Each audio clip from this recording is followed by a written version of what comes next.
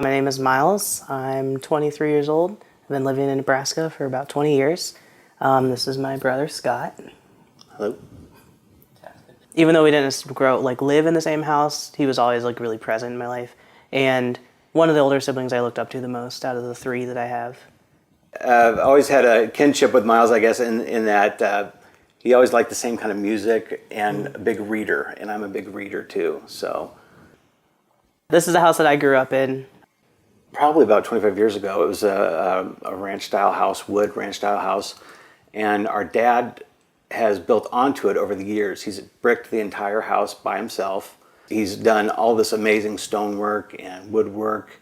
I like to think I helped. I was pretty young, so I might have just been running around not being helpful, but Right. but he let me help as much as I could. I remember we bricked the mailbox out front, and he let me lay one brick, and I was so excited because I was a little kid.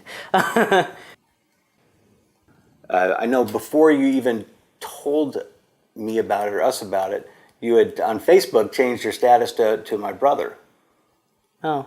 Yeah, which is interesting because when I saw that, I was like, I had known something was going on. I wasn't sure, what it was. Honestly, I think that Scott was probably one of the people I was the least worried about telling. I don't know, we've always had a pretty close relationship that I felt like what gender I was didn't really impact our relationship, so why would it change it at all? I was raised in a mixed family to begin with. I was adopted. My older sister I was raised with as adopted, both from different countries. My mom's Japanese, my dad is white, so we were just kind of raised in a family where difference was the norm almost. And my family overall has been really supportive, which is good, but it definitely didn't make it any less scary at the beginning. And so I think it was that much more of a comfort to kind of feel almost guaranteed that there would be at least one person in my family that if it didn't go super well would still be kind of an ally for me in that way.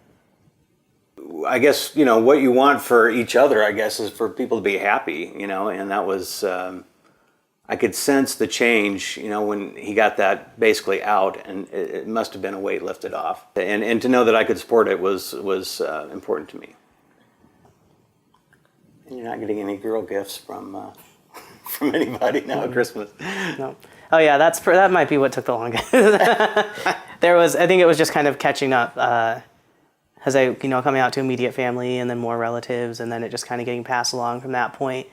There was the one Christmas where it was half and half, and it was a little awkward, but there was definitely a period where it was uncomfortable being at family gatherings, but I think it's kind of back to where it was before, just hanging out with all my cousins and my grandma, and it's a good time, and everyone's pretty respectful, so.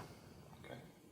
What I think is most important is that it's not any type of a deception or really a change as much as a revelation.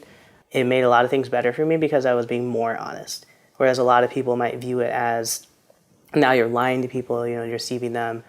Making it more inclusive will make it easier on both ends, for people who know others that are trans and for transgender individuals themselves. We won't have to be as careful about it, and so then there won't be any deception at all, because really my only goal in life is to be as authentic as possible, and this was a huge part of that for me. Just like a lot of other people have other things they have to do to be true to themselves, so.